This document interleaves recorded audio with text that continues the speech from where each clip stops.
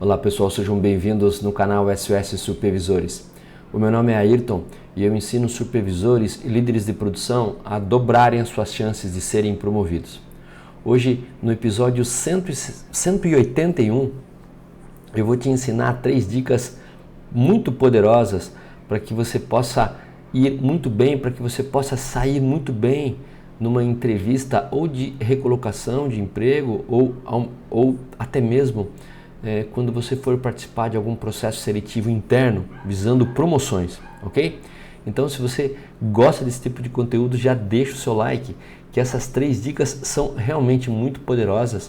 Eu convido você a ficar comigo para assistir cada uma delas, porque não é fácil você encontrar esse tipo de informação aqui no YouTube, ok? Vamos lá que eu tenho muita coisa bacana para te mostrar e muita coisa interessante. Primeiramente, pessoal, quais são as primeiras dicas que eu dou a você quando você for participar de uma entrevista, né? Vamos dizer que você está participando de uma entrevista para recolocação, principalmente.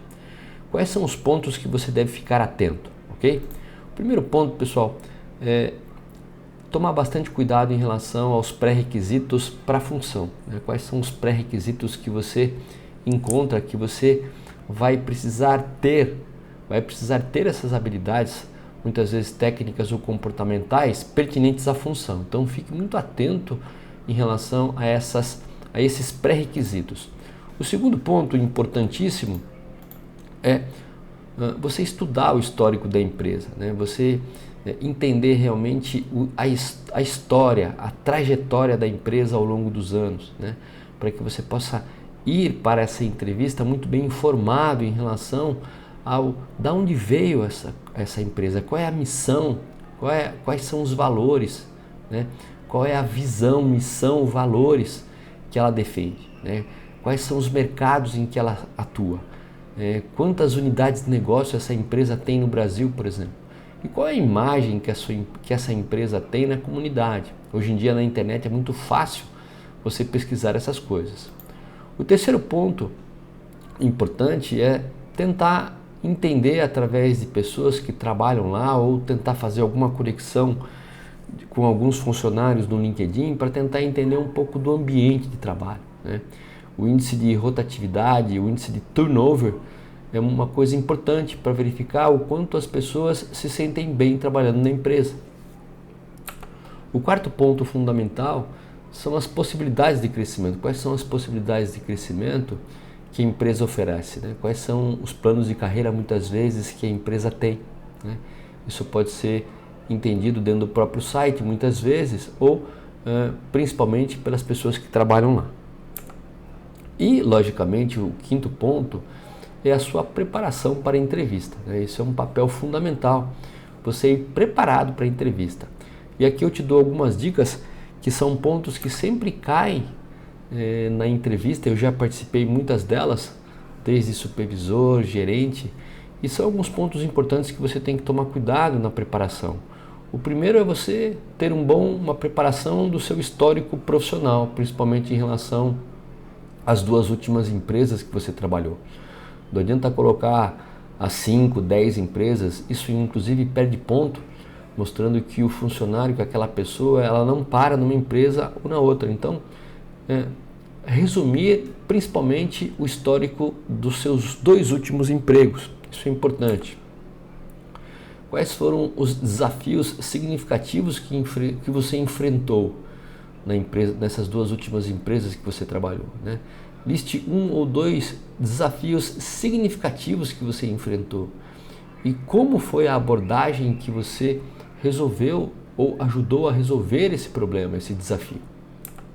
O terceiro ponto é como você lida com conflitos, né? Com conflitos dentro da sua própria equipe, conflitos entre colegas de mesma função ou até mesmo como você lida com conflitos em relação aos seus superiores, seja o seu chefe, seja outros gestores com cargo superior ao seu. Mais um ponto em relação à preparação da entrevista, pessoal, é como você lida com a pressão, né? As empresas têm pressionado cada vez mais os seus funcionários por resultados. e saber lidar com pressão, ter resiliência é um ponto importante. Então, como você lida com pressão? Qual foi uma situação de extrema pressão que você lidou e como você lidou com essa pressão para que realmente o desfecho, no final das contas, que a entrega de resultado fosse favorável a você e à empresa? E por último, pessoal, uma coisa que o pessoal sempre se esquece, né? Quais são, pelo menos um ponto positivo que você se considera, mas sobretudo, o que você precisa melhorar? Qual é o ponto que você entende que é necessário você melhorar? Então, essa é uma pergunta que sempre deixa os entrevistados numa saia justa. Eles não estão preparados em relação a se conhecer, mostra que eles não se conhecem e muitas vezes a gente recebe dentro do próprio feedback com os nossos superiores pontos a serem melhorados. Então, qual é o ponto que você principalmente precisa melhorar profissionalmente, tá? Para que você possa ir preparado? E basicamente o nosso conteúdo de hoje, né? Qual é o seu diferencial competitivo? Por que a empresa realmente deve te contratar? O que você vai trazer de novo e de diferente que faça a diferença e que muito provavelmente um colega ou alguns colegas que estão concorrendo com você na mesma função não tem, mas você tem, né? Então, qual é esse diferencial competitivo e como você pode ajudar a empresa aqui a implementar esse diferencial para ser também diferente? Então, tá aí alguns pontos que você precisa ficar atento e principalmente no conteúdo de hoje a gente vai falar um pouco de quais são os 3 diferenciais competitivos que você pode correlacionar com o seu dia a dia para trazer essa história perante a um entrevistador. E vamos lá, pessoal, onde reside basicamente o diferencial competitivo de um profissional, no meu ponto de vista? Com quase 40 anos de vida industrial, no mundo corporativo, principalmente de multinacionais, o que eu posso contribuir com vocês no sentido de entender quais são os grandes diferenciais competitivos de um profissional. E não são muitos, pessoal, são poucos que você precisa ficar muito atento aí que está me assistindo. Pessoal, eu vou trazer uma analogia para responder essa questão com o princípio de Arquimedes, né? Esse italiano Arquimedes, que era um matemático, um físico, um filósofo, que tem a célebre frase, né? Dê-me uma alavanca e um ponto de apoio que eu moverei o mundo. Então, trazendo essa analogia para você entender quais são aí os principais diferenciais competitivos de um profissional, o que seria a alavanca, pessoal? A alavanca é o conhecimento, habilidade e atitude profissional. Quanto maior essa alavanca, maior é o seu conhecimento, maior é a sua habilidade e maior é a sua atitude profissional, para que você possa realmente somar aos outros pontos interessantes mostrados por Arquimedes. Então, como é que está aí o tamanho da sua alavanca, né? Como é que está o seu conhecimento, habilidade e atitude profissional em relação ao que você faz? Basicamente, o nosso nicho aqui, né, os nossos seguidores, que são basicamente supervisores, chefes, encarregados, líderes de produção, gerentes de produção, né? Então, esse é um ponto importante. E o esforço, pessoal, o esforço de Arquimedes, nessa figura, ele retrata o que? É a sua resiliência e a sua consistência em enfrentar desafios, né? O quanto você é resiliente, o quanto você é consistente, né? O quanto você é comprometido em realmente se esforçar para que realmente o resultado seja alcançado. E, finalmente, qual é o ponto ou quais são os pontos de alavancagem de um sistema, né?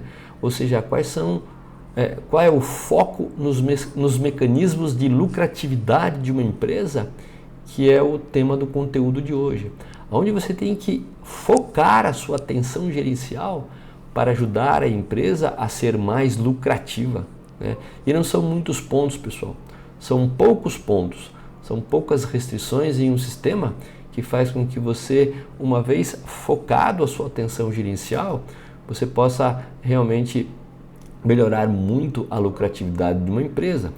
O diferencial profissional está aí, né?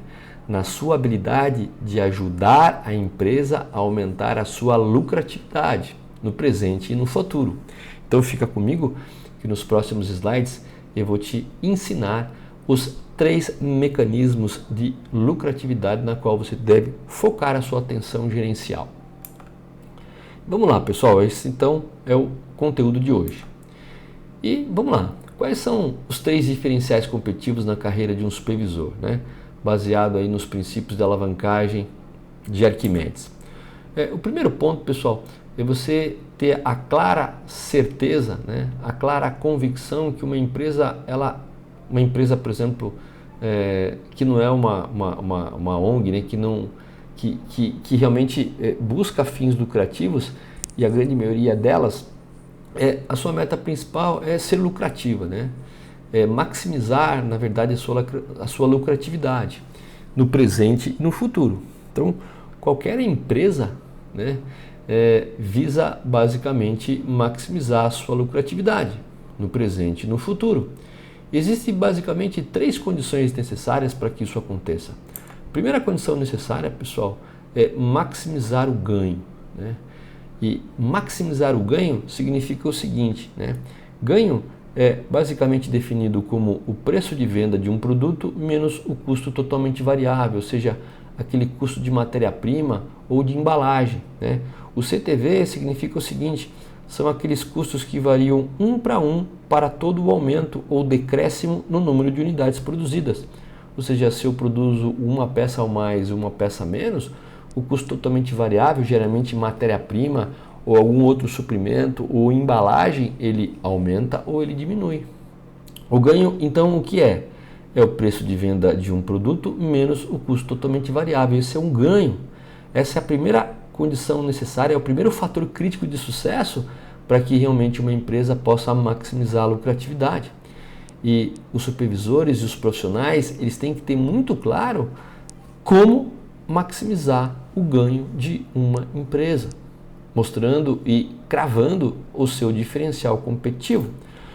O segundo fator crítico de sucesso, para que realmente a meta principal de aumentar o lucro hoje e no futuro seja alcançado, é otimizar os investimentos, né?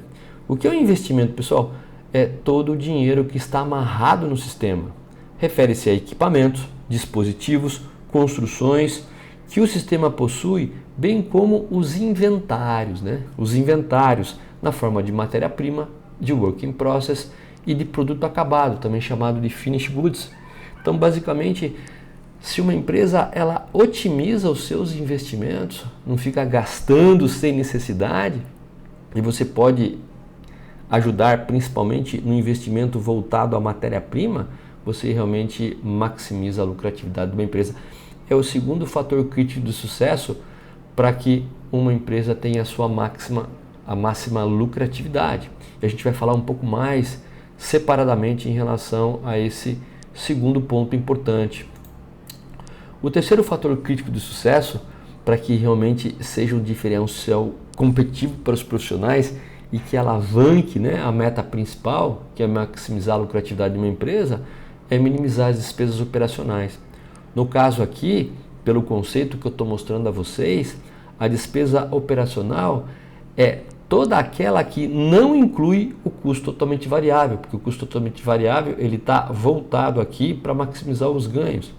Ou seja, ela significa todo o dinheiro que a organização gasta para gerar unidades de meta, ou seja, para transformar inventários, né, em ganho, né?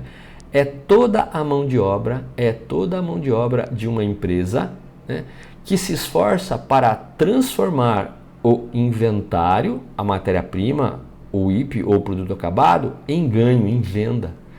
Então, basicamente, despesa operacional é aquela mão de obra, não só a mão de obra direta, mas a mão de obra indireta, a administração, os gerentes, os diretores. Então, pessoal, ter realmente os diferenciais competitivos é saber exatamente que a meta principal é maximizar a lucratividade e os fatores críticos do sucesso 1, 2 e 3 são maximizar o ganho, otimizar os investimentos e minimizar as despesas operacionais, ok? Agora a gente vai falar detalhadamente cada uma delas. E vamos lá, pessoal, por que isso é tão importante? Por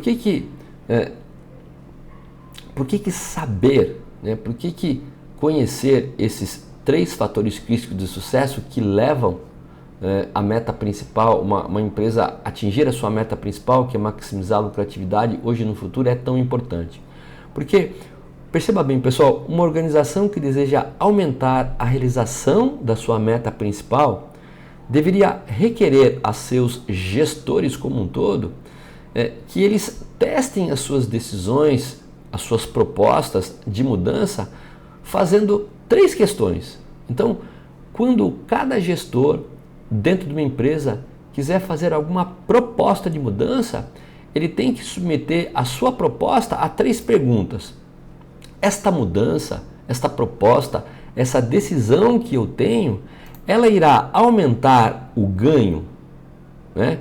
Ou seja, como a minha proposta, como a minha decisão, como a minha sugestão irá impactar a restrição ou o gargalo do sistema, né? Essa minha decisão, essa minha mudança, essa minha proposta, ela otimiza os inventários, né? Ou seja, ela não aumenta os inventários, ela não faz com que eu tenha mais consumo de matéria-prima, mais consumo de work in process e aumente o finished goods, aumente os produtos acabados no estoque sem gerar vendas, né? Ou essa minha mudança, essa minha decisão, essa minha proposta, será que ela irá reduzir também os custos operacionais? Então, pessoal, o que eu quero dizer aqui com essa analogia é que uma decisão gerencial, uma proposta de mudança, ela precisa aumentar o ganho, né, sem otimizar os investimentos e sem aumentar muito as despesas operacionais. Não é que não pode aumentar a despesa operacional, não é que eu não possa gastar, mas o ganho tem que ser maior do que as despesas. Por exemplo, é muito comum ver as empresas tentando maximizar a produtividade em todas as operações. A gente vai dar um exemplo daqui a pouco. Quando eu tomo uma decisão como essa de maximizar a operação de uma forma como um todo, eu posso aumentar a produtividade, a produção de uma operação não gargalo, fazendo com que eu aumente o meu investimento, ou seja, eu aumente o inventário, eu aumente o meu work in process, eu aumente a matéria-prima. Então essa decisão que muitas vezes pode até aumentar o ganho, mas aumenta muito o investimento. Eu só posso tomar uma decisão, ela somente é assertiva se ela causa efeito positivo no ganho, se ela causa efeito positivo de otimização de estoques e se ela causa efeito positivo em minimização das despesas operacionais. Outra coisa muito interessante, muitas vezes eu tento reduzir o meu custo de matéria-prima, né, comprando de outro fornecedor, porque me oferece um preço menor. Mas a pergunta é, o custo total, o custo geral, ele é melhor ou só é o custo da matéria-prima? Porque se eu pago menos pela matéria-prima, porque tem um fornecedor que me oferece um desconto especial, mas eu perco na qualidade do produto, na verdade o meu ganho vai ser menor. Porque eu vou estar aumentando o meu custo totalmente variável, que é o custo da matéria-prima, fazendo com que eu consuma mais, porque a qualidade da matéria-prima é ruim, então na verdade eu perco no preço. Então, qualquer decisão que eu tenha que tomar, eu tenho que fazer essas 3 perguntas. E vamos lá, pessoal, qual que é a primeira dica poderosa de como maximizar os ganhos, né? Ou seja, a primeira dica poderosa é assim, como que eu maximizo o ganho, né? Como que um profissional pode ajudar a empresa a maximizar o ganho? Esse basicamente é um primeiro mecanismo de lucratividade. A gente já sabe que a meta principal de uma empresa é maximizar a lucratividade, hoje e no futuro. E como eu faço isso, né? Um fator crítico do sucesso para atingir essa meta principal é maximizar o ganho. Eu já expliquei para vocês. Ganho é o preço de venda de um produto menos o custo totalmente variável. O que é o custo totalmente variável? É o custo que varia 1 para 1 para todo o aumento ou decréscimo no número de unidades produzidas. Se eu produzo mais, eu tenho mais custo totalmente variável, né? Eu gasto mais com matéria-prima, eu gasto mais com embalagem, eu gasto mais com alguns tipos de suprimento. Se eu produzo menos, acontece o contrário. Então, como que eu maximizo o ganho, pessoal? Que é a taxa com a qual o sistema gera mais unidades da meta. Observa basicamente esse fluxo de água através dos tubos, né? que tem uma caída por gravidade.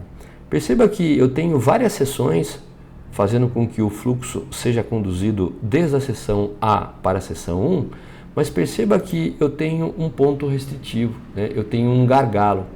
É este ponto que maximiza o ganho do meu sistema. Não adianta a seção A produzir muito mais, ter um fluxo grande, né? Ou a seção C ou qualquer outra, se o sistema ele é limitado pela seção E. Perceba que todo o restante das demais seções, embora tenha uma condição de gerar mais fluxo, ela é limitada pela seção E.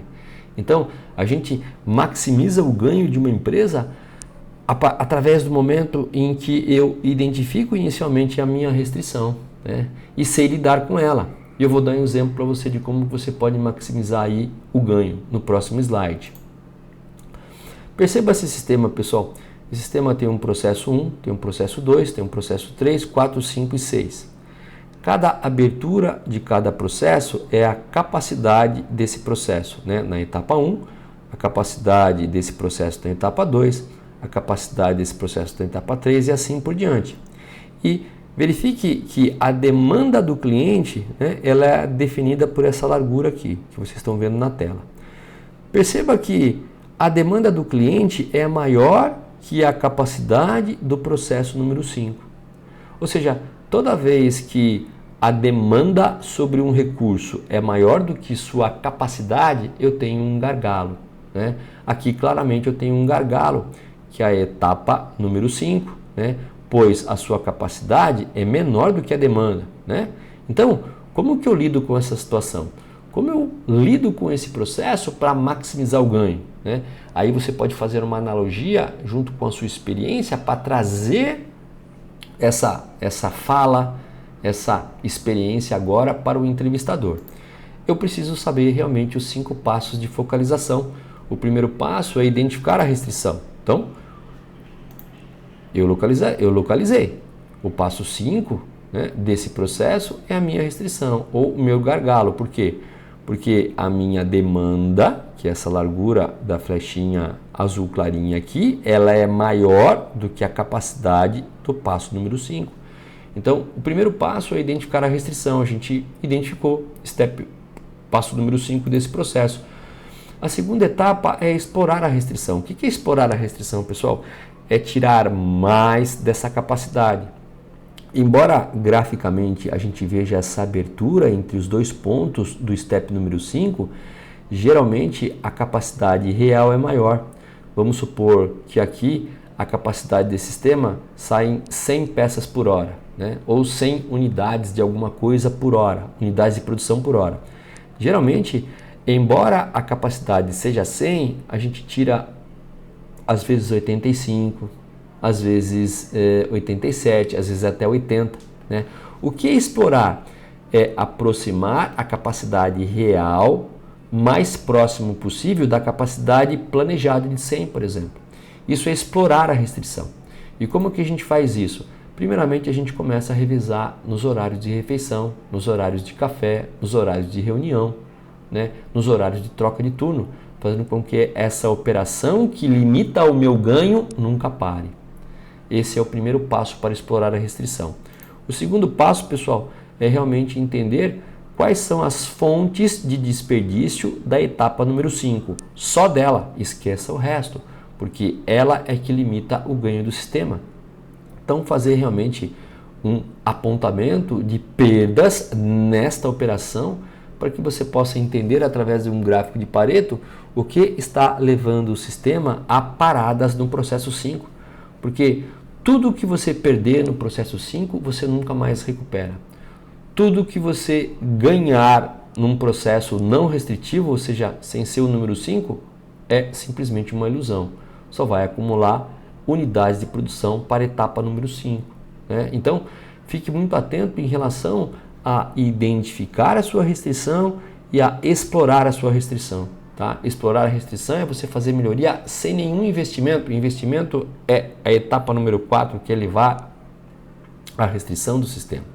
Então está aqui 2 dicas muito fáceis de como você pode elevar, né, o fluxo de produção, a produção através de gerir muito bem a sua restrição, através desses 5 passos, principalmente o primeiro e o segundo, fazendo com que o ganho seja maior. O ganho do sistema está diretamente atrelado à sua restrição. Se você souber gerir de forma eficaz a sua restrição, você vai ter mais ganho e vai ser um diferencial para você. Então tá aí a primeira dica poderosa de como maximizar o ganho. Pessoal, a segunda dica poderosa para que você leve num processo de entrevistas junto ao seu entrevistador, que é realmente um diferencial competitivo, eu tenho certeza disso, é você saber, você conhecer como otimizar os investimentos, né? Eu já disse a você, para que uma empresa possa atingir a sua meta principal, que é maximizar a lucratividade no presente e no futuro, ela tem 3 fatores críticos de sucesso. O primeiro é o ganho, o segundo é você saber como otimizar investimento. Investimento é todo o dinheiro amarrado ao sistema, refere-se a equipamento, dispositivos, construções, etc., que o sistema possui, bem como o inventário que ela tem na forma de matéria-prima, de material em processo e de produto acabado. Então, como que você pode otimizar isso, pessoal? Eu vou te ensinar daqui a pouco, mas a grande maioria das empresas tem essa dificuldade e faz com que você tenha excesso de consumo de matéria-prima, tenha excesso de material em processo, tenha excesso de produto acabado, não convertendo em vendas. Quando você aumenta a quantidade de material, de work in process ou de finished goods, que é de produto acabado, sem obter em contrapartida as vendas, existe um desequilíbrio no fluxo de caixa. Existe muito mais dinheiro saindo do sistema, saindo da organização do que entrando. Então existe um desbalanceamento, fazendo com que muitas vezes a empresa tenha que buscar recurso em banco, que é perigosíssimo. Então, pessoal, a gente precisa realmente aprender a evitar aí excessos de estoque, tá? E eu vou te dar uma dica para que você entenda como fazer isso, principalmente do ponto de vista operacional, né? Então, essa é uma preocupação grande, né? Como você pode otimizar investimento, que é o fator crítico do sucesso número 2, que leva à meta principal, que é a segunda dica poderosa que eu vou te dar hoje. Imagine então, pessoal, que você tem uma linha de produção com 5 operações, né? A primeira com 35 peças por hora, a segunda com 32, a terceira com 28, a quarta com 40 e a quinta com 30. O que acontece quando geralmente eu tenho um sistema desbalanceado como esse, e é muito ter processos desbalanceados como esse? Perceba que na primeira hora de produção, pessoal, existe um work in process aqui de 3 peças, né? 35 menos 32. Se toda vez que acabar as peças da operação 1 eu busco uma nova ordem de produção, a cada hora de produção vai acumular 3 peças entre a operação 1 e a operação 2, porque a operação 1 tem 35 de capacidade produtiva em média e a 2 tem 32. E vai ter um acúmulo aqui, pessoal, de 4 peças a cada hora entre a operação 2 e a operação 3. Por quê? Porque a 2 tem 32 peças por hora de capacidade, a 3 somente 28. Sendo que no final das contas, na primeira hora vai sair o quê? Se tudo correr bem, 28 peças por hora. Perceba o que vai acontecer na segunda hora, pessoal. Já dobrou. Eu já tenho 6 peças entre 1 e 2 e 8 peças entre as etapas 2 e 3. E saíram 56 peças. E perceba o que acontece se eu não tomar cuidado, se eu não gerir muito bem esse fluxo ao longo de um turno de trabalho, 8 horas. Eu vou ter no final das contas, né, no final do meu turno, 24 peças acumuladas de work in process ou peças em processo entre etapas 1 e 2 e 32 peças acumuladas entre etapas 2 e 3, gerando no final das contas 224 peças. Perceba que quando eu não tomo cuidado, quando eu viso maximizar o desempenho local da operação 1, local da operação 2, local da operação 3, eu faço com que o meu sistema gere um acúmulo de inventário muito grande ao longo dos turnos, ao longo dos dias, ao longo do ano. Isso é muito prejudicial, porque a quantidade final que uma linha produz é a capacidade dos seus gargalos. E se eu não tomar cuidado em relação a esse crescimento de matéria-prima, eu não só aumento o meu custo com matéria-prima, mas também todos os suprimentos embarcados junto com essas peças. Então, aqui é uma dica fundamental para que você possa otimizar investimento. E como você faz isso? A partir do momento que você tem essa ideia, você tem esse mindset em relação ao que causa essa busca de eficiência local e não da global, você tem que agir da seguinte forma, pessoal. Aqui está os 5 passos da teoria das restrições novamente, né? O primeiro, eu identifiquei o gargalo, que é a operação número 3. Depois eu vou explorar, eu vou tirar mais dele. Como que, em média, geralmente eu tenho 28, mas será que a minha capacidade é 28, é 30? Ou se for realmente a minha capacidade planejada é 28, será que eu estou tirando 28 em média, não estou tirando 25, 24? Né? É explorar o máximo possível a capacidade total dessa operação. Mas, principalmente no caso da segunda dica, que é otimizar o investimento, é trabalhar em relação à sincronização do sistema ao ritmo da restrição. Ou seja, eu tenho que sincronizar operações não gargalo, operações que têm uma capacidade produtiva maior, no ritmo da operação gargalo, no ritmo da operação restrição. É aí que eu começo a botar em prática a sincronização, que é o terceiro passo da teoria das restrições, né? E como que eu consigo sincronizar todo o resto, como que eu consigo subordinar todo o resto das operações não gargalo ao ritmo da restrição? Eu faço da seguinte forma, pessoal. Eu começo a parar em alguns momentos, estrategicamente, operações de maior capacidade produtiva, né? Inclusive alocando a mão de obra para ajudar na restrição. Então, paro a etapa número 2, depois eu vou parando a etapa número 1 e, consequentemente, eu vou abaixando aquela quantidade de work in process de 32 que eu tinha e vou para 8, né? E aí eu deixo uma quantidade estratégica, eu não preciso abaixar tanto, mas eu deixo uma quantidade estratégica para manter abastecido sempre a etapa número 3, porque eu corro o risco de, em algum momento, a operação 1, a operação 2 ter variações e fazer com que realmente possa faltar peças. Então, eu não zero, mas eu abaixo significativamente, deixando estrategicamente um inventário na frente da minha restrição, mas sob controle. Isso é a etapa número 3. Isso significa sincronizar. E quando eu faço isso, pessoal, eu abaixo significativamente a quantidade de work in process, a quantidade de peças em processo. Se eu faço isso, eu reduzo o consumo de matéria-prima, eu reduzo o consumo, a compra de suprimentos, e eu faço com que a empresa tenha um melhor fluxo de caixa. Eu tenho uma quantidade de dinheiro que entra no sistema através das vendas e uma quantidade de dinheiro que sai do sistema através do pagamento de fornecedores de forma equilibrada. É ao contrário quando eu não faço esse sincronismo. Então tá aqui, pessoal, a segunda dica poderosa de como você pode otimizar os investimentos, maximizando aí a lucratividade da sua empresa. E a terceira dica super poderosa, pessoal, para que você possa aí levar nas entrevistas, é como você pode fazer, como que você pode trabalhar para minimizar as despesas operacionais da empresa, né? Como eu falei, uma empresa tem como meta principal maximizar a lucratividade, né? No presente e no futuro. O primeiro fator crítico de sucesso é maximizar os ganhos. O segundo fator crítico de sucesso, né, é otimizar os investimentos, né, principalmente os inventários.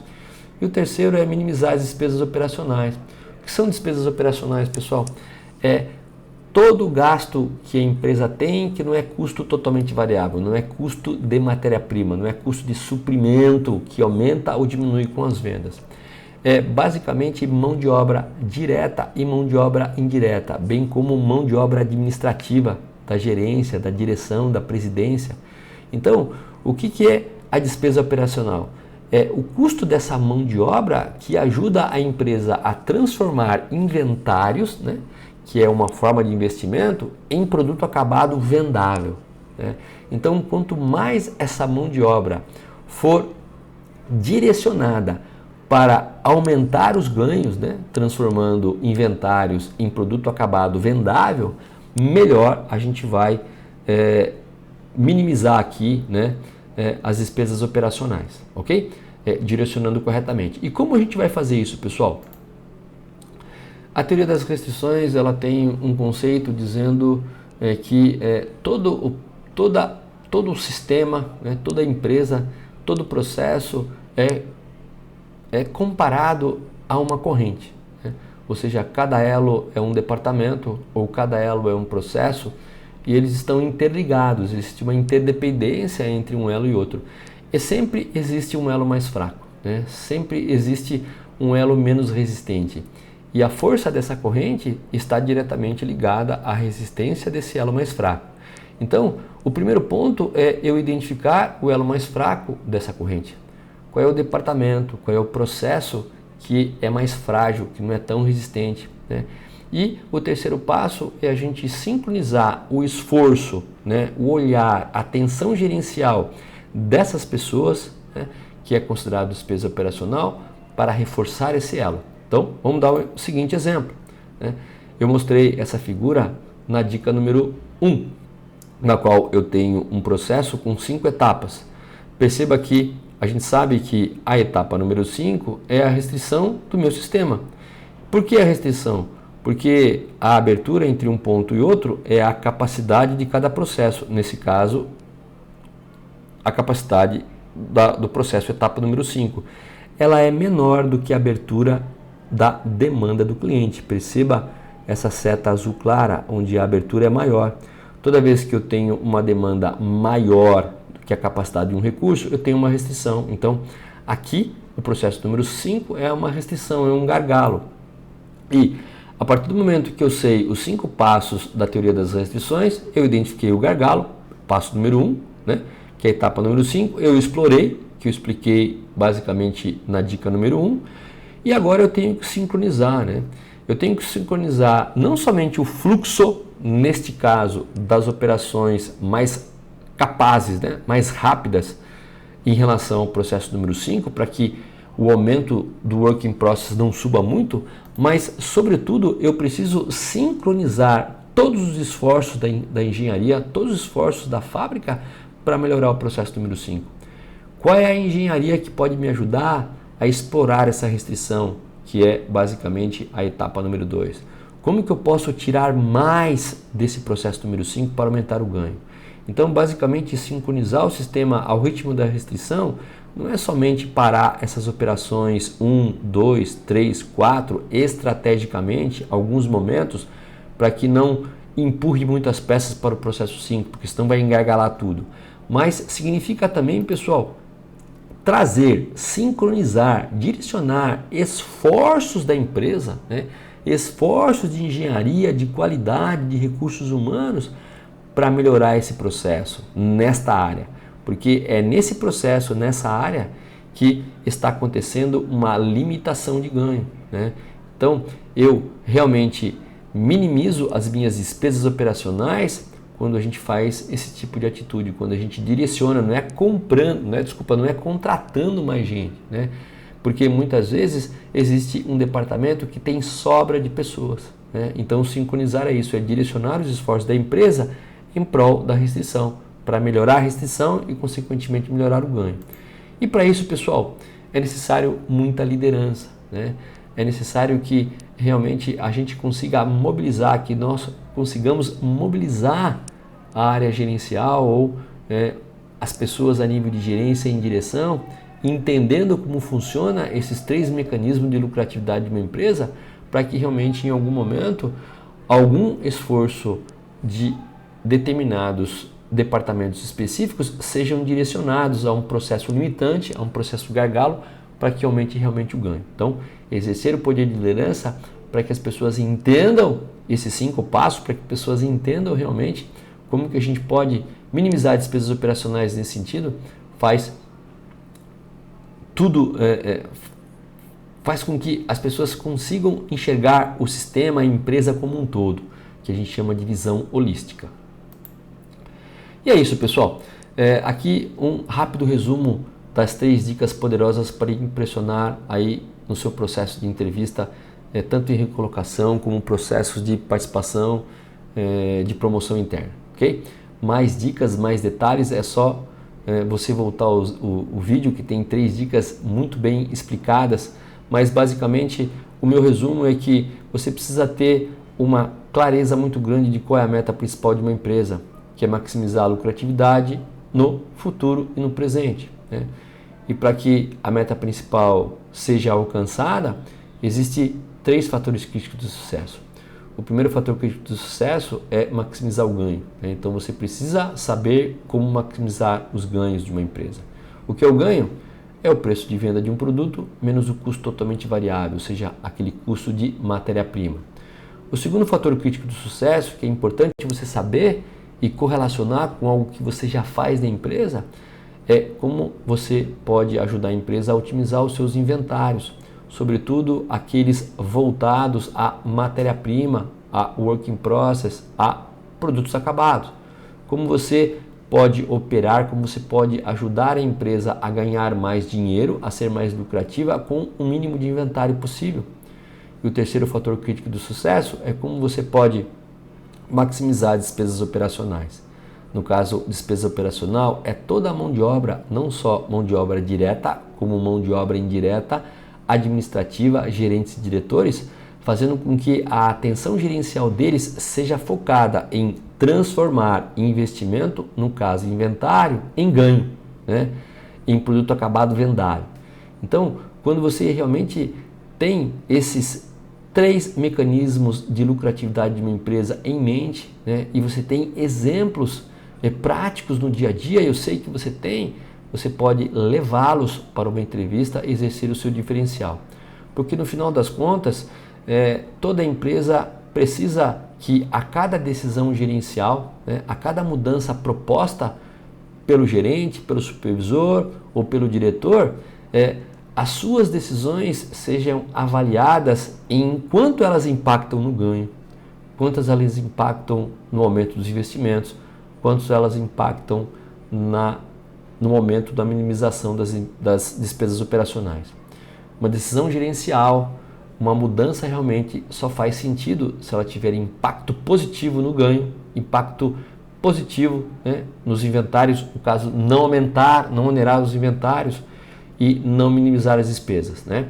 A não ser que você, não aumentar as despesas. A não ser que você aumente sim as despesas operacionais, mas o ganho seja muito maior. Então, a relação ganho-despesa seja muito maior. Então, nesse caso, é possível sim aumentar um pouco as despesas operacionais. Tá bom? Então, tá aqui as 3 dicas para você em relação ao conteúdo de hoje. Pessoal, se você gostou desse conteúdo, já deixa o seu like, deixa o seu comentário, envie essa sugestão de novos temas para que a gente possa abordar aqui no SOS Supervisores e ajudar você a alavancar a sua carreira. Compartilhe esse vídeo se você gostou. E se você não é inscrito ainda no canal, se inscreva para que toda vez que sair um novo vídeo aqui você possa ser rapidamente avisado. Muito obrigado, pessoal, e até o próximo episódio.